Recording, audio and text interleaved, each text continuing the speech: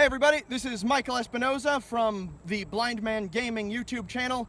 Today I'm taking the shooting out of the video game and into reality.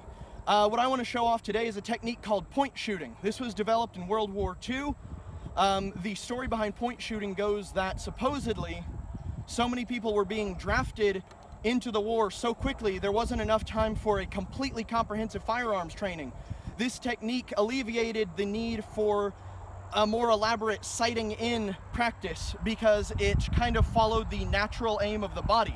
Now the idea of this technique is normally when you fire a pistol, and notice that my finger is not on the trigger, but normally when you fire a pistol you are going to hold it like so, with your finger, your index finger being your trigger finger. However, in the technique of point shooting, what you're going to do is actually keep your index finger here along the side of the weapon, thus allowing you to point at the target you intend to shoot, and in fact pull the trigger with your middle finger.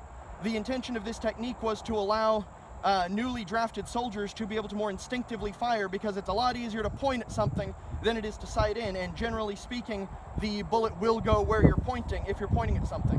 Now, for the sake of this video, I'm not going to be aiming at anything because sighting in with a sighted spotter takes a little bit of time, and I just want to get right to the blowing stuff up part.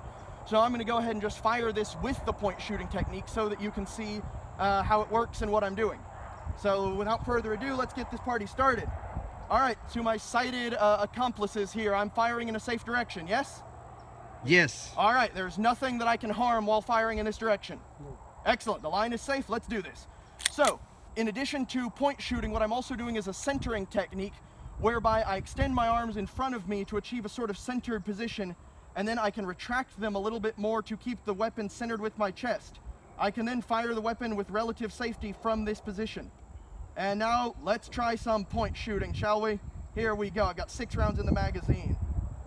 That's one. Notice how, while I might not be hitting anything because I'm not aiming for it, the weapon does stay relatively in the same position when I fire. That is because of the two-handed grip and the natural position of point shooting. 3, 4, 5, and 6. I love Texas.